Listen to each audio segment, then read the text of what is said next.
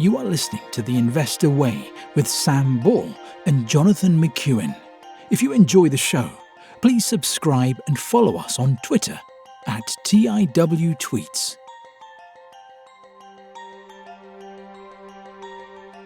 Hello, welcome to the Investor Way with me, Sam Ball. It's the 3rd of November 2024, and I'm joined today by my co-host, John McEwen. And in this week's episode, we'll actually be doing a budget special. So we'll be focusing on this week's budget as of the time of recording. It'll be last week's budget when it comes out. Really, we just want to focus on the changes that will impact investors rather than going over the whole budget, which you can just read online anyway. I do want to start before we dive in with a caveat that although we have our normal thing at the beginning of the show saying we don't give investment advice, we also don't give tax advice. Now, with some of these changes, we will be talking about the tax, but nothing we say is advice. So please do bear that in mind. Do also bear in mind that it is actually my day job to give tax advice. So if you do want some, do feel free to let me know, but I won't be doing it on here. So with that, are you ready to dive in, John? Yeah, so I suppose it's the £40 billion tax rise and extra borrowing of £140 billion. What remains and what has changed in the budget? So do you want to start us off with the things that haven't changed, probably, that I think a lot of investors were concerned they would? Absolutely. So personally, I've been investing in the ISA wrapper for many years now. And it was something that was rumoured, would they introduce an ISA cap? And there was talk about £500,000, but there were plenty of numbers going around. That didn't change. So I think for a lot of small retail investors, that will be or they will be bearing a big sigh of relief over that. And then I suppose leading on from that as well, and this was widely rumoured to change, was higher rate relief on pension contributions. Now, that again was something that I was quite worried about, and I think a lot of other people in the country. And that was particularly as back in 2016, Rachel Reeves had written an article in the Times where she made the case for flat rate relief on pensions. And in that article, she proposed lowering it to, or well, having the flat rate at 30%. Now, that didn't change either. I think there are quite a few people with middling to higher incomes who would have been badly hit by those changes. So I think a big relief to a lot of those people and probably our audience who won't be affected by that. Yeah, I don't have a huge amount to add to that because obviously we're talking about something that hasn't changed here. I'll probably have more to comment on the rest, but yeah, I think both of those are quite positive. I think generally we do have a bit of a problem building where people aren't saving enough for retirement, especially with a lot of pensions being worse than maybe they were a generation or two ago. So I think anything that would have maybe reduced the incentive to save towards pensions, I think would have been quite a negative. And I think with the ISAs as well, I think especially with that 20k limit being fixed for so many years now, you can argue that if you're not happy with it, inflation's kind of chipping away at it anyway. There's also a wider issue with the ISAs that yes, it allows people to build up their wealth, income tax and CGT free, but it is inside your estate for inheritance tax. So at some point, someone will need to break the wrapper anyway. So yeah, I thought that both of those lack of changes were very positive. So I think we should just touch on IHT because there are some things about that haven't changed. And one of the things that hasn't changed is the 7-year rule, which for a lot of people is the way that they would avoid paying inheritance tax. And it was rumoured whether the taper would disappear and whether it would go up to 10 years. Now, that hasn't changed. There will be a lot of things that we come on to later about inheritance tax that have changed, but that was one thing that hasn't. yeah, again, I don't have anything to add to that just because anything I would have to add, I think, will be covered when we cover the inheritance tax changes a bit later on. On to the changes then. Capital gains tax, Sam. So, capital gains tax, I am just going to focus on the capital gains tax changes that would affect what I will call ordinary investors. Working people. Working people, absolutely. So, the capital gains tax, the lower rate of tax, or the basic rate of capital gains tax, has gone from 10 to 18%. And the higher rate of capital gains tax on everything except residential property is up from 20 to 24%. And what these changes do is they are actually just bringing the rates on everything except residential property up to the residential property rate, because residential property was already 18 and 24. We now have at least one rate of capital gains tax for every type of asset, albeit a basic rate and a higher rate. It's probably worth mentioning in terms of the things that haven't changed. The rates for residential property haven't changed.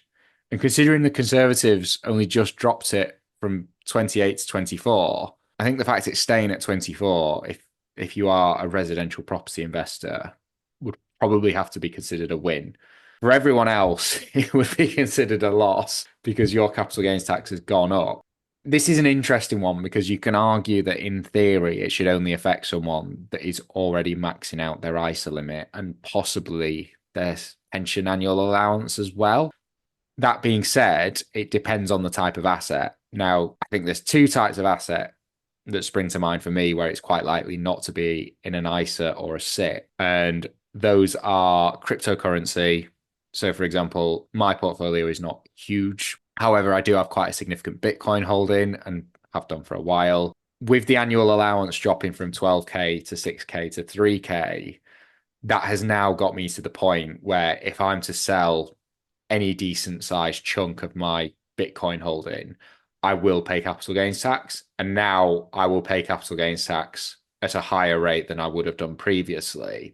That's unusual, I guess, in that I can't buy it within an ISA, or not in a way where I would still control the asset.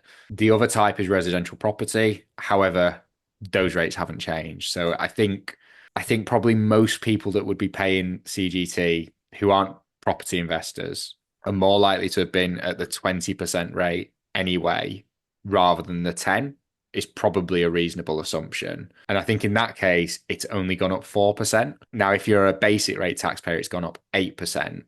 And you might feel a lot more strongly about that. But I think generally the impact for most retail investors from this change will be quite limited. And even if you are affected by it, assuming you're at the higher rate and it's gone up 4% from 20 to 24, how much is that going to change your behavior? Because if I had an asset I wanted to crystallize at 20, I don't think it going up to 24, although I wouldn't be happy about it, I don't think that would be the difference between me selling and not selling the asset. What about you, John? I would agree with you there. And I think, again, before the election, there had been lots of talk about whether you would have capital gains matching income tax. So they'd just be the same level, i.e., it could be 40%, it could be 45%, whatever it might be, they could have it level with that. And that would have been much more significant. It sounds like economic reality set in and they thought, well, they're not actually going to get as much tax take if they had such a radical approach to it, and therefore have come to, for example, for a higher rate, as it were, being 24%, only going up by 4%, rather than going up by 20 or 25%. So yeah, as you say, I wouldn't describe it as a win, but it probably doesn't change the behavior significantly. And therefore, if someone's going to crystallize again, they're going to crystallize again. They're not going to defer that or try some other means of avoiding that tax.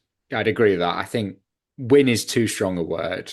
Like you say, it's definitely not a win. But considering some of the speculation in the run up to this budget, as someone who, because of that annual allowance, was 3K at this point, knew this might impact me if I wanted to sell my Bitcoin, for example. Had I been offered 24% before the budget, I think I'd have taken the deal because I probably did think it was going to go up more than that. It's also worth pointing out, I think this is the first time since about 2009 or 2010 from memory, but these changes are immediate for the capital gains tax. So if you sell an asset tomorrow, it will be at the 18 or the 24% rate. Normally they wait for the next tax year before they kick in. And they quite like to do that normally because what it means is you get a lot of people crystallizing assets at the old rates. So they get a lot of tax take brought forward. They haven't done that. So if you were to sell anything, if the sale date is on or after the day of the budget, it will be at the 18 or 24% rate. There were other changes to capital gains tax gains tax in terms of business asset disposal relief. I don't think we need to go into those because I don't think it will affect ordinary retail investors. But yeah, in terms of the CGT, I'd rather pay less tax. However, I think it could have been worse, is probably how I'd describe it. Fine. So, do you want to come on to some of the big changes from an inheritance tax perspective? Yes. So for inheritance tax, the main one that I think will affect retail investors is probably pensions making up part of the estate, because I think a lot of retail investors will be investing via a self-invested pension plan, which we will now refer to as a SIP for the rest of this episode. And from 2027, those SIPs will make up part of the estate. Now, you could argue, and I think Mr. Starmer would argue, that if you are planning to use your SIP for its intended purpose and its legislative purpose of providing you an income in retirement, that you will not be affected by the changes. However, if you are using the SIP as a method of passing wealth down tax free, you are more likely to be affected. In terms of, for example, at work, I have regularly seen a lot of clients where they've got very substantial SIPs, and because it's outside of the estate, in terms of deciding what assets they're going to touch or gift or draw down, the general consensus was always that you leave the SIP alone and touch it last if you don't need the income. Because for a lot of these people, they'd be paying 45% tax to get it out. And as soon as they actually take it and pay the 40% tax, they've then got cash in their estate that's liable to another 40% if they pop their clogs. So why would you touch the pension? Whereas now you've got this, and I don't know if it was intended or not, but you've got this quite odd scenario where you are liable, if you don't draw the pension, you are liable to 40% inheritance tax on it. And then your beneficiary, so the person who inherits the pension, they could also pay another 40 or 45% on it when they actually draw it down. So I think it's now probably for a lot of people gone from being the last thing that they want to draw down in retirement to possibly being the first, because you've got this risk of a double tax hit that could be quite large. I think this will be quite a big change for a lot of investors because I don't know, if you take the example of someone who's maybe fairly well off in retirement, but not absolutely loaded, they could easily have a few $100,000 in a SIP and they enjoy managing their shares. They enjoy having a bit of a play with it, but they also don't massively need the SIP. So that's just a vehicle for them to basically invest as a hobby. And they are now in a position where they might have to consider breaking that SIP and getting the cash out and potentially just gifting it down and hoping they survive 7 years. It's worth mentioning again, one of the things that didn't change is the 25% tax-free amount up to something like 255 grand. So if you do have a SIP you haven't touched, at least you can get a quarter of it out without paying anything. But then depending on your income level, it's not a nice choice because you've got the problem as well that if you say you are at an income level where you're going to pay 40% on the SIP, if you draw it down now, say to gift it and don't survive the 7 years, you're potentially going to pay another 40% on it. Yeah. I think what these changes do, probably they incentivize you to draw the pension for your spending, which you could argue is the whole point of what the pension's for. I know I've waffled on for quite a bit about pensions. So do you have any comments on that before I move on to BPR and APR? Yeah, I was just going to say, do you think, I appreciate and agree with everything that you've said, but do you think that will change the nature of the investment within the SIP and whether more people would, say, buy an annuity with whatever's built up in that SIP? I don't know because I think so. My understanding is that the annuity rates are not as good as they used to be, partly because of where interest rates have been, I think, but also partly because everyone's living a lot longer. So I think in terms of buying an annuity, I don't think it nets you a fantastic level of income in a lot of cases, is my understanding. So just on annuities, this is just from Legal in General. Okay. As of September 2024, our latest annuity rate is 6.38%, significantly Is it? higher than the 5.57% we saw in September 2022, based on our average annuity rate September 2024 for ages between 65 and 80 with a 40k pension pot, 5-year guarantee period, and 50% dependence pension. Because it's got a nice calculator that I can bring up. That was 6.38%. But annuity calculator, let me just have a quick look. So how old should I say I am? 68? No, because that's the 67? state. I think you'd want it a bit earlier, wouldn't you? I think Okay, you'd want it about, say, 60. Six. You want something to keep you ticking over if you want to How retire a few much? years before How staying. much have we got in our pension pot? Or should we go with 500,000? That's probably quite a Okay. reasonable figure. Okay. So total pension pot 500k, tax-free cash 25%, 125k, remaining pension pot 375.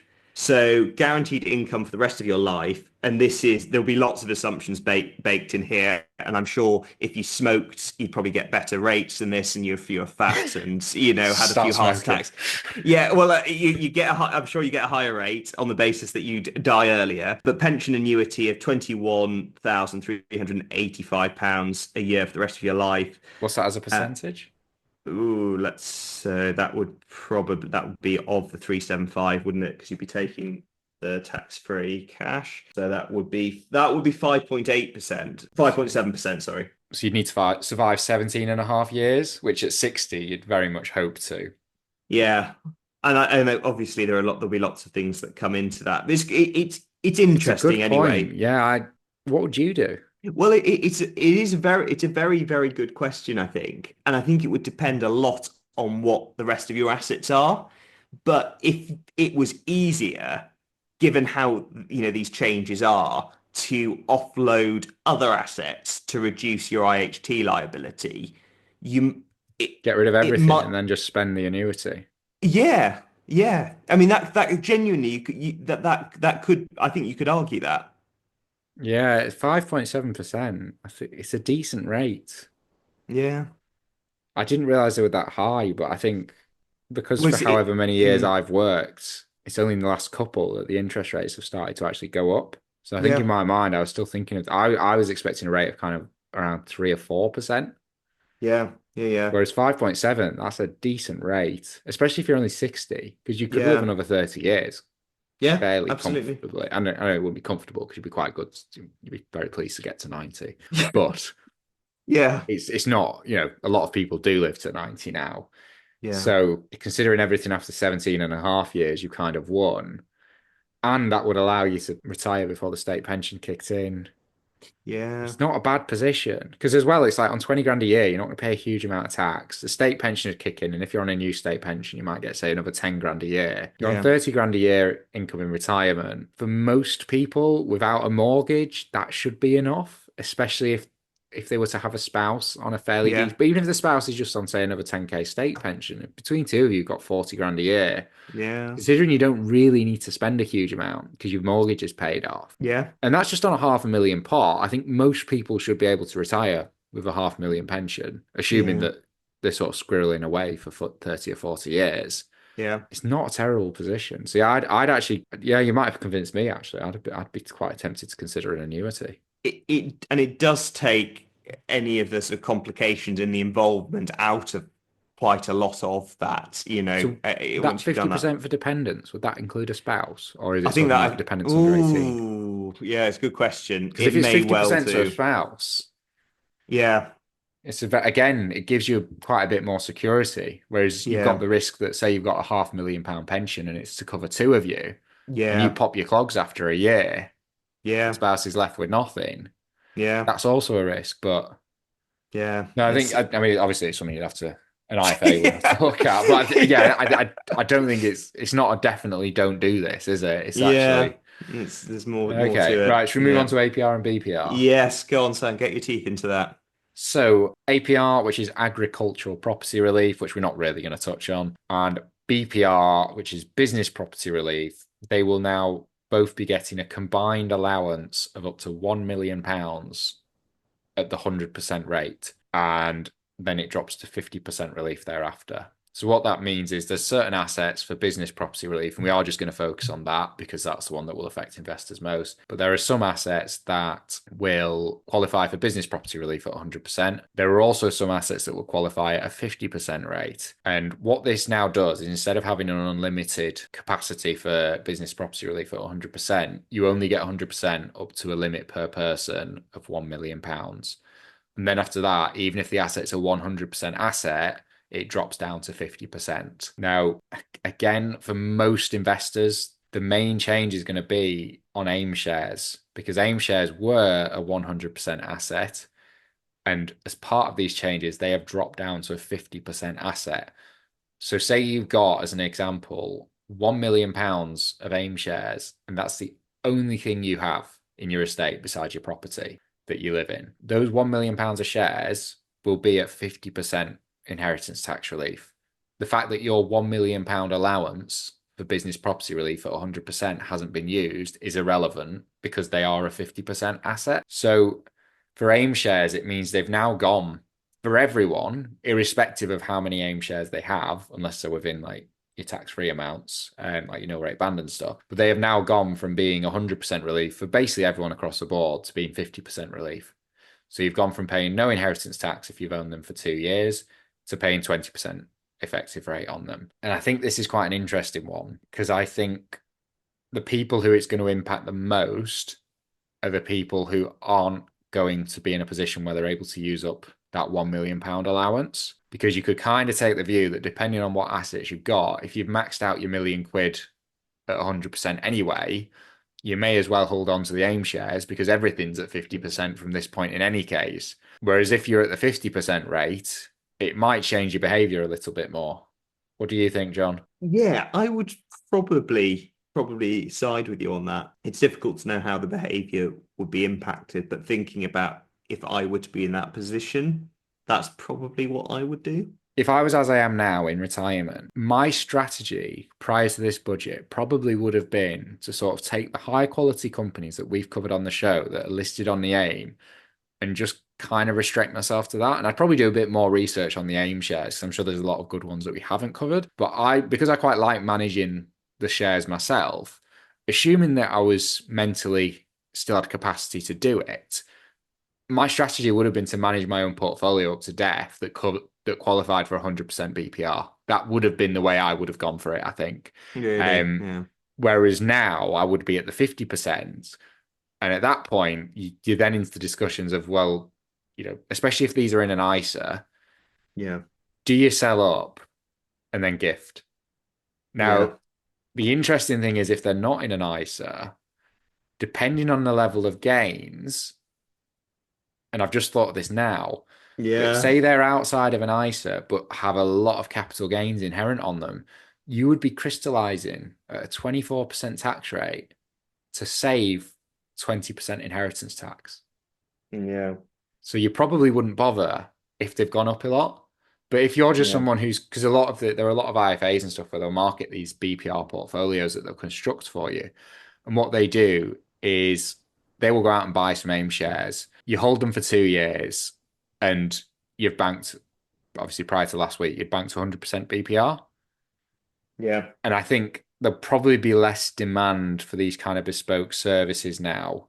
But if you'd gone out and say you were, because you can get 90-year-olds where you do it because they don't want to gift because they might not survive the 7 years, but they've got a fairly decent chance of living 2 years. And now, if you've gone and done that and you're 91, say, and you've done it 2 years ago, and you've just dropped from 100% to 50% BPR, what do you do? You're probably going to hold on because if you sell and gift, you need to survive 7 years anyway. So you probably just have to take the 20% tax hit. Now, if you're 65 and you've done it, you might be thinking, well, actually, if I sell and gift, I'm probably going to survive 7 years. And in 2 years, say you've only just done it, you did it when you were 63, you're now 65. It's probably not gone up a huge amount. And the way they'll market them is they don't market them as not shares for, like, as portfolios that are designed to grow. The way they kind of market it is, well, as long as the portfolio doesn't drop by more than 40%, you've won.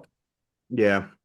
So I think there'll be quite a lot of people where they might have been relying on this kind of strategy. And actually, if they've not got loads of inherent capital gains tax, because if you've got loads of capital gains tax, you'd be crystallizing at 24% to save 20% potentially. But if you've not got loads of inherent capital gains, you might be incentivized to sell up and just gift the cash. Mm. So it's an interesting one because I think that could impact it. And I think the other way it could impact is you've then got knock-on effect of, does this affect the general level of investment in AIM shares? Because AIM shares are riskier than FTSE shares. And part of the reason this relief exists is to encourage people to invest in these smaller companies. And I know it's slightly distorted in the last few years because you've got some huge companies now on the AIM, but generally they are still riskier because they do have less reporting requirements. Mm. Yeah. And you have seen even in the last few months, the AIM market sell off. as a result of rumored changes, and now you have seen some of these changes, or you have seen what they're implementing. Yeah, and I think as well, like we've talked about it a lot on the show, but valuations in the UK are low compared to a lot of other markets. And I think is the UK as a society generally, we're not really a society of investors. We also have a separate problem where I think people generally don't save enough for retirement. And I think you put all these together, and I think we should be doing more to encourage people to invest in the UK or in the UK markets. There's probably also a separate issue that a lot of the US companies are better, so people want to invest in those instead. But we'll pretend that issue doesn't exist. But I think there should generally be more. We should be encouraging people to invest in the UK markets. And I think 100% BPR was a way of doing that. I also think that it had been slightly distorted, possibly, by the fact that you had all these bespoke companies that were just going out, just buying basically an index fund of AIM shares purely to get the inheritance tax relief, which I don't think was the original intention of the relief. I don't know what the solution would have been, but my concern would be that by dropping it to 50%, there's a lot of people who were basically solely invested in AIM shares for BPR relief who are now not going to want to be because they might be able to just sell and gift the cash and hope they survive 7 years or do something else. So I know we've already seen valuations dropping in the run up, but I just think longer term, it's a bit of a shame that people are less incentivized to invest in AIM shares. Yeah, and it existed, these tax breaks existed for a reason. And as you say, it was to encourage more investment in small UK, well, startups and early stage companies. And there has been some damage to that here. And I think as well, I can see why people didn't like the 100% BPR after 2 years, especially when some of these were like, some of these kind of boutique portfolios or whatever that people would construct for you, they'd be invested across so many different AIM shares, I think, that you're not really taking the risk that it's meant to be encouraging you to take, if that makes sense, without knowing loads about the structure of these kinds of investment products. But it would have been more difficult, but I think you could maybe argue that it could have been reformed in another way. I don't know what that way was, but you could maybe argue that it needed some kind of reform, but just sort of cutting it by 50% might not have the effect that you hope. But then equally, it depends on your estate, because there's a lot of people where actually, yes, they might not have already used up the first £1 million for 100%, but there's only certain types of assets you can buy for 100% relief. And a lot of these people, they're not going to go out and buy a farm. They're not going to go out and buy an unlisted company because they don't want to run it. And for most of them, if you're buying a company of that size, you'd probably have to run it yourself or manage it. So it might be that a lot of people actually just have to accept, well, the kind of assets I would have to buy to get the 100% rate aren't really suitable for me. Yeah. So I just have to accept that BPR is 50% and 50% is better than zero. So I don't know. Yeah. So what is next on our hit list? We've got one more actually, but we're now moving away from sort of the changes to the taxes that will affect the investors themselves. And we're now kind of moving towards changes that will be more likely to affect the companies in which the investors are investing. So do you want to start with the changes that are probably going to affect basically every company listed on the FTSE that we cover, and that is changes to the employment rules? Yeah, absolutely. And this is the biggest tax raiser of the whole budget, which is national insurance. And it's the fact that the headline rate of national insurance for employers has been increased from 13.8% at present to 15% from April next year. And critically, the earnings thresholds at which employers start making national insurance contributions is currently £9,100, and that's being lowered to £5,000. So very controversial, obviously, as one of the big three taxes that was not supposed to be rising was national insurance. And I suppose the Labour Party are arguing that this isn't national insurance for employees, this is for employers, so it doesn't count. But I think this one is going to be big because the cost of employing staff now has risen significantly.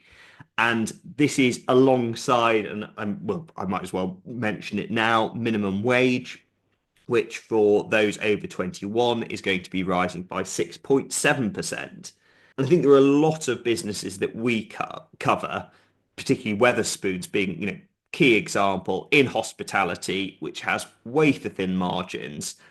And where is this money going to come from to cover these increased costs? And this is I suppose, going on the third step to alcohol duty. And yes, it's sort of there's talk about, taking off a penny with the cost of a pint. But I'm sure that Tim Martin would say that with national insurance going up by 1.2%, and also the thresholds going down from 9,100 to 5,000, so effectively paying 15% on that amount or on that difference, he's going to add what, 50p, do you think, to the price of a pint, Sam? I don't know enough about the mechanics of how the margins are made up. But yeah, I'd be surprised if the price of a pint did drop by a penny. It'd be more likely to increase by 49p, wouldn't it? The 50p less the penny that they've saved. Exactly. And the 50p, I mean, I'm plucking it out of the air, but that would be the broad principle of it. I know you've just kind of honed in on the pubs, but that's because it tied in quite nicely with this draft duty that was kind of they were very keen to highlight the penny off a pint in a pub. I don't think in 6 to 12 months you will be able to walk in any pub in the country and get a pint for a penny less than it is costing as of a week ago. I'm just trying to think of a word that's not. Yeah. I think it's slightly delusional to think that it would. I think that's just the reality of it because, like you said, the biggest cost is the staff. And I think there's a lot of these low margin businesses that are going to be hugely, hugely affected. And I think from an investor's perspective, I don't know. I mean, you've got the minimum wage going up by 6%. So you've got a 6% impact from that. The NI is going up. So you've got the impact from that. But then, like you say, you've got the secondary threshold going down. I think I saw one statistic where it's like for an average worker on, say, like for a worker on an average salary of something like 30k, I think that would then mean the employer has to pay an extra something like 600 or 700 quid a year to have that person employed. It's going to be even higher for ones that are on a minimum wage. But yeah, there's a lot of businesses, and it's not just, you've got retail, hospitality, you've got like pubs and restaurants. I mean, you could go on and on, but there's a lot of businesses where by far the biggest cost is staff. And a lot of those staff are actually, or one of the biggest costs is staff. And those staff, a lot of them are at minimum wage. And yeah, we were talking off air before we started. If you go back 10 or 15 years, the McDonald's counters were just full of people taking orders. And now you've got the machines doing it. And there'll be one person on the counter in case you've got someone that doesn't like using the machines or has a problem or something like that, or wants to use a voucher or whatever else. And previously there might have been 6 people on the machines. Yeah. And they've now been replaced by these machines. And as you're pushing up the cost of employing someone, I think at the end, the size of business we're talking about, where they can afford to make those kind of capital investments, they must be looking at it and thinking, well, how can we automate more stuff so that we don't have to employ as many people? Because why wouldn't you do that? It just becomes, you get to a point where it's, as an example, say the McDonald's machine costs 25 grand and it's now going to cost you 24 grand for a minimum wage worker. You might think, well, actually, especially with a minimum wage worker, usually in those kind of jobs, it's quite high turnover of staff as well. There's probably a lot of time spent retraining them. And you get to a point where automating becomes, you're almost pushing it forward because you're making it the cheaper option in the longer term. In terms of the businesses that we look at, where it's, take ABF for example, like Primark, they will spend, like, a lot of those staff will be minimum wage, and there'll be a lot of businesses that we cover on the show, especially the retail ones, where that staff cost has just gone up quite a lot. I don't know what impact it's going to have, but I think there will be an impact on the returns for some of these businesses. I think you've got it in a nutshell there. On to some specific businesses that we cover, particularly tobacco companies and some of the vaping companies. Do you want to talk about some of the specific tax changes there? Yeah, so it's an interesting one. So Labour did announce this in the budget and claim credit for it, but it was actually already a Conservative policy that just hadn't gone into legislation yet. But it was actually announced, I think, by Rishi Sunak back in the summer. But there will be a flat rate duty on vaping liquid, but I think tobacco duties are going up by at least the same amount in order to try and keep the price gap between the liquids and the tobacco, in order to keep the incentive to switch to vaping. I think with tobacco, my view would be that we know tobacco businesses are going to get taxed a lot. That is, they do like taxing tobacco, especially because they are selling something that is worsening society, I think, is the logic behind it. In relation to Supreme, for example, which I own, they're probably, vaping is a safer option. I think the science does show that. And that's, science that Department of Health and Cancer Research both back. And I think you want to incentivize people to switch to vaping. And I don't think you want to start taxing it too soon, because you don't want to change that incentive. You want people switched over to vaping, and then for being totally kind of Machiavellian about it, at that point, you can then start taxing the hell out of vaping once everyone's moved over to it, because you don't really want them vaping either. You just want a smoke-free society. I think the fact that the tobacco is going up by the same amount is good.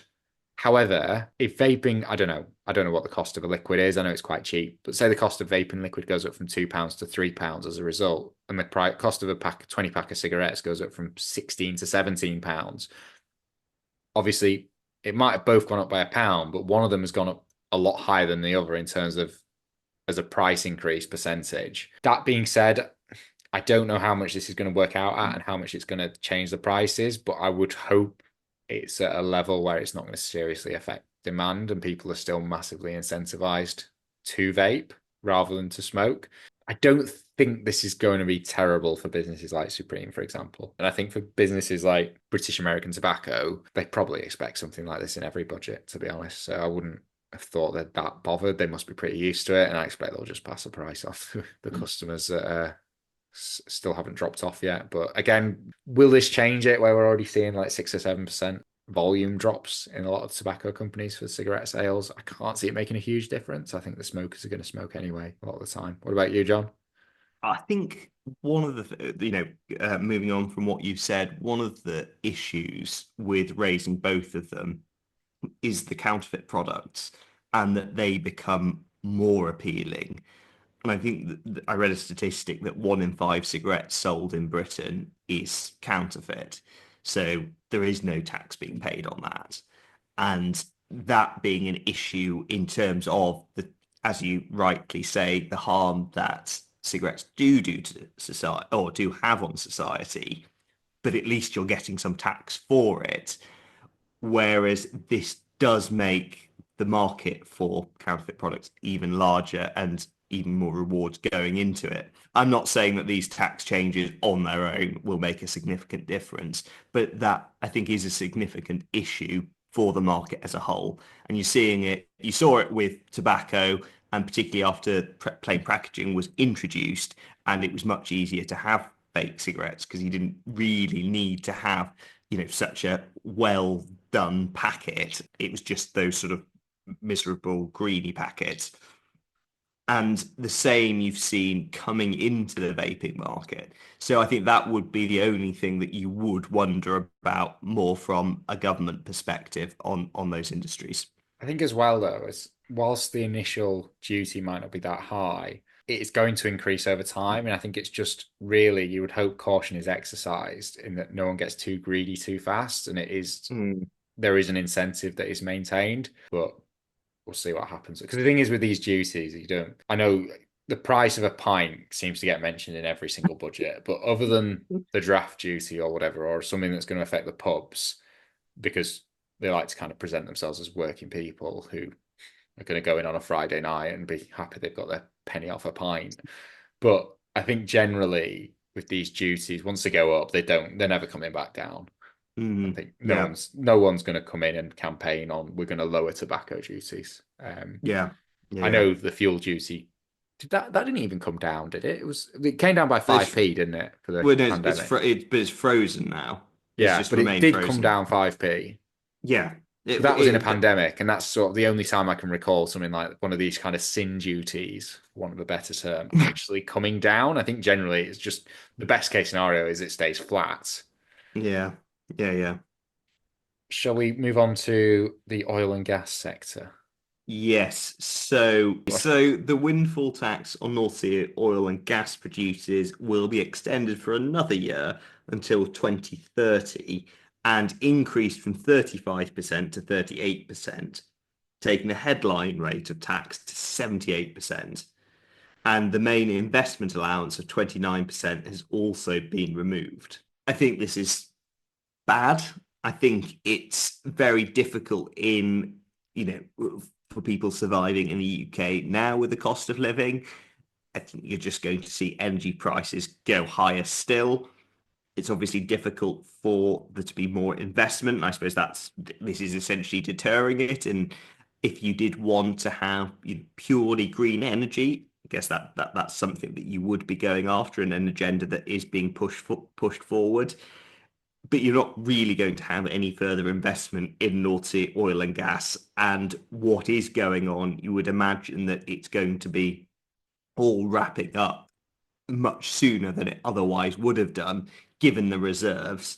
So, yeah, it's difficult not to express a political view on that, but I think it'll be hard for those companies, put it that way. Yeah, again, I don't want to express a political view.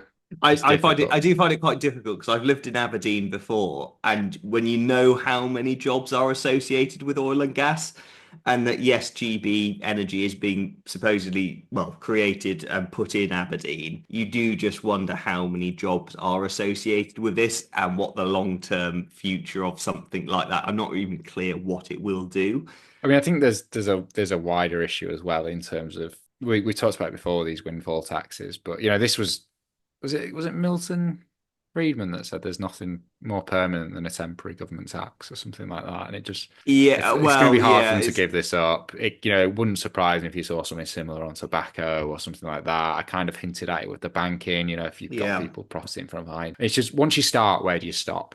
Is the issue yeah, because it's easy to look at these industries and say, well, they're being greedy, they're being greedy, they're being greedy. When it's in reality, it's a cyclical industry, and they're yeah, going to have these periods of huge profits. What about the house builders? Are they being yeah, greedy, profiting from a housing crisis? Where do you stop with it? I think as an investor, you want to be in an environment where, yes, companies are taxed and they pay a fair share, especially when maybe the products they're producing are not great for society. Although I think with oil, you could argue it is absolutely necessary for society because the alternatives are just not economically viable at the minute mhm, in any kind of scale. But I think as an investor, you want to be, and as a consumer as well, I guess, I think you want to be in an environment where there is a basic level of respect for private property. You see people talking about tax rates in like the 80s or whatever, when like there was a marginal rate of tax at 98% at the highest rate. And it's just absolutely bonkers because we should be trying to get the energy prices down.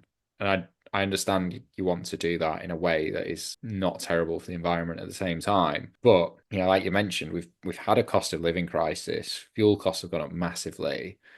And as well as that, you could make the point that the winter fuel allowance has been scrapped for a lot of pensioners. mm, And then on top of that, we're just taxing a lot of these oil and gas companies out of existence because they're not going to be looking for new wells or anything like that. What's the point?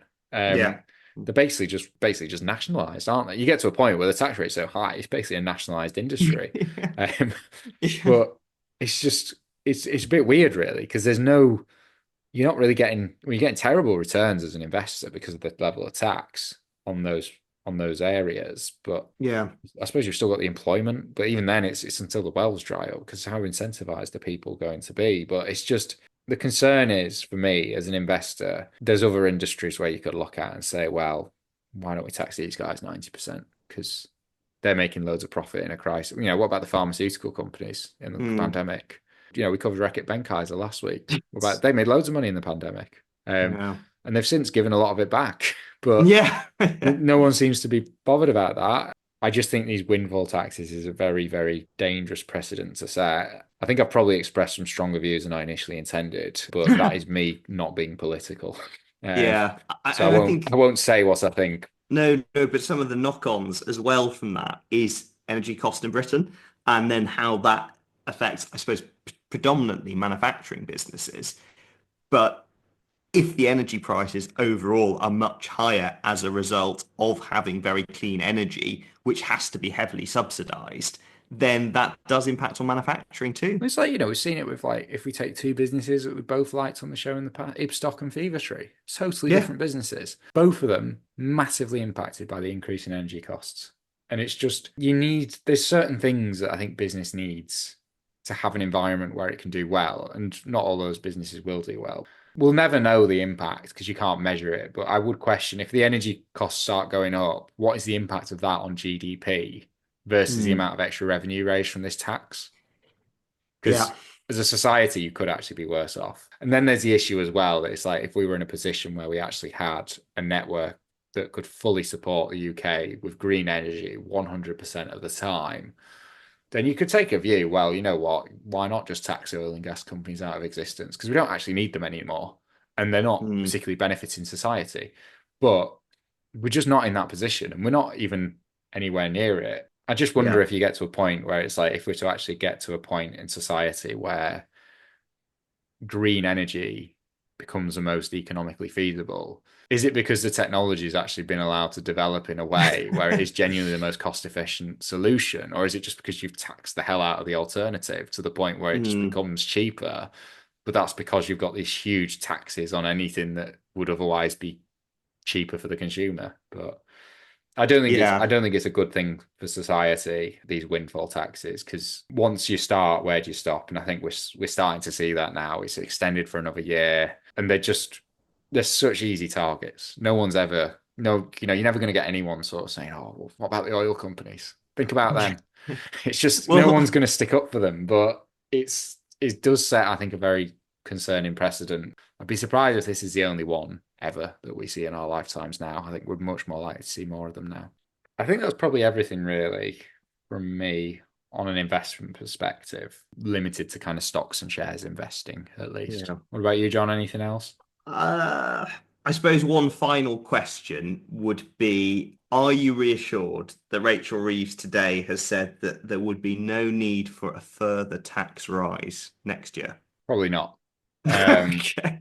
I think I don't want to pick on Rachel Reeves and Keir Starmer because they're certainly not the first politicians to have done this, and they won't be the last. But I think if you look at a lot of the things that were said in the run up to the election, and then a lot of the things that have been said since, it's almost, I think there's a bit of a feeling for me. There's a bit of a feeling that it's like they've got into power and they've said, "All right, well, what have we said in the run up to the election that we now need to stick to, if possible, and then how can we get around it?" I think they were just saying national insurance won't go up. National insurance won't go up. And you saw it as well where it was like I was when she was doing the speech, she was talking about national insurance rates and how the Conservatives had dropped them.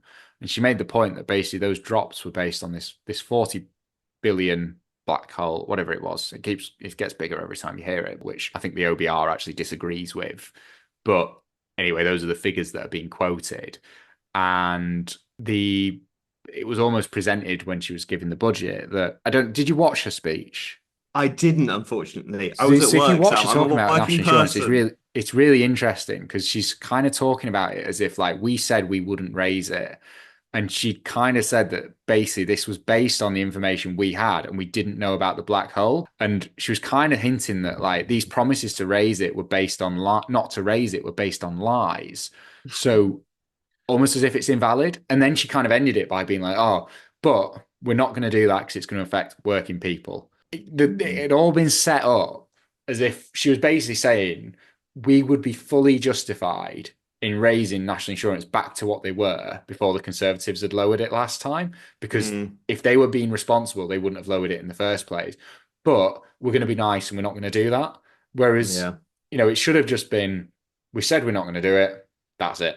And I know part of that was probably political point scoring as well, but that those kind of comments just concern me a little bit because she'd almost made a moral argument that she would have been fully justified to go back on what she'd said, Yeah. which is Yeah. concerning because it makes you think, well, what else actually, if they feel like they can get a bit of wiggle room, would they go back on as well?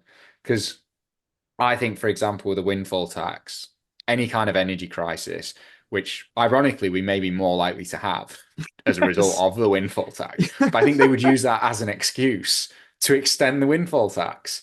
And Yeah. I think there's other things like that where they'd say, well, if this had happened and or this happened with the economy that we didn't expect. So yes, I know we said this, but we've got to make tough decisions. And I think we'll get less of that as you get towards the next general election. But I think they've got so much time ahead of them that I don't know. I'd be surprised if she comes back in a year's time and says, "Well, we don't need any more money." Because as well, it was like this was marketed as a budget for growth. Mm, Whether or not these tax rises were necessary to fund the things that they're wanting to buy, to fund the things they want to spend money on, and whether you agree with that, is kind of it's a separate point to whether or not this budget is likely to make the economy grow.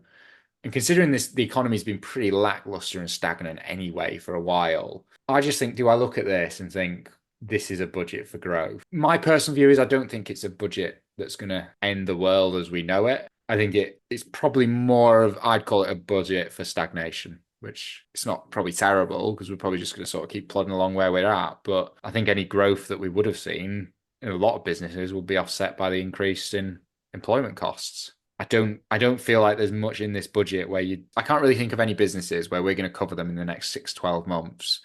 And I'm going to be sat here saying, well, what about X, Y, and Z that was announced in the budget? And that could be something that could allow these businesses to kind of kick on and really put some good figures up. I don't think there's anything like that. Now, apart from the employment, I don't think there's a huge amount that's going to make their position worse. But for me, I wouldn't consider this a growth budget from an investor's perspective. What about you, John?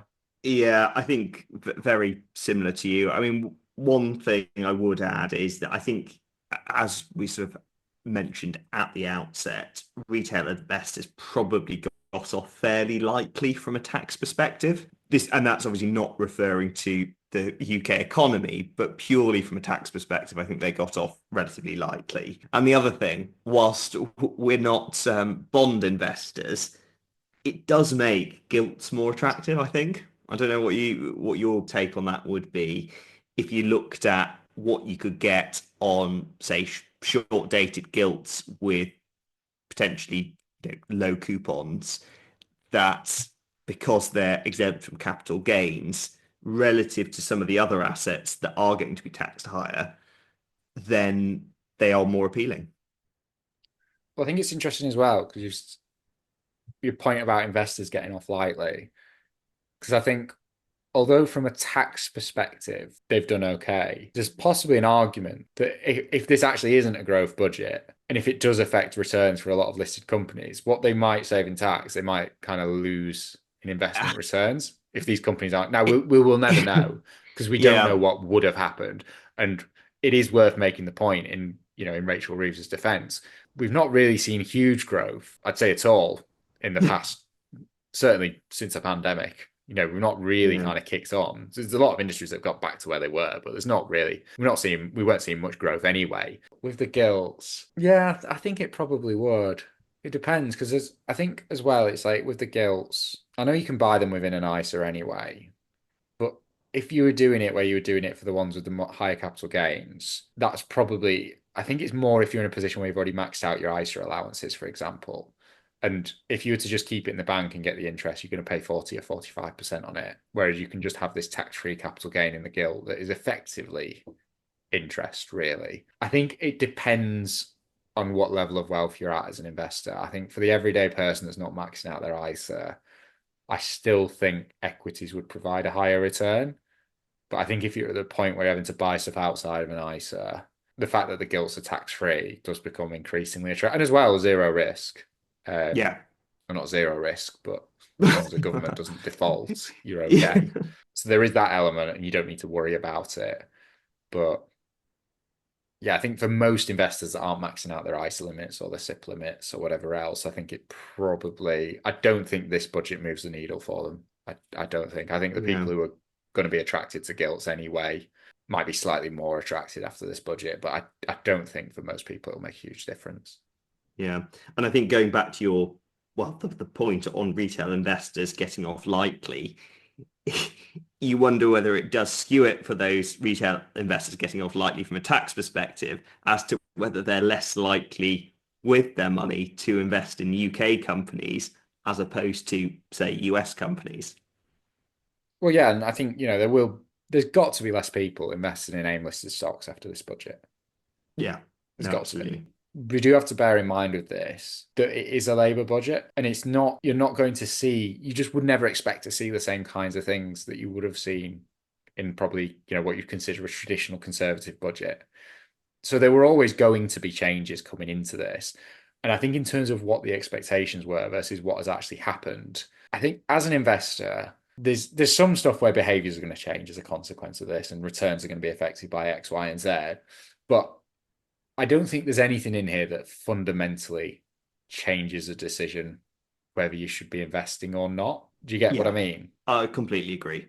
Like you're Yeah. not going to take a view that, well, I just won't bother doing anything. Yeah. No, absolutely. And I mean, I think for me, that would definitely be the case. I think gilts become slightly more attractive, but it fundamentally it's going to be equities that deliver long-term growth. And I think as well, the ultimate driver is going to be the returns that you're able to generate.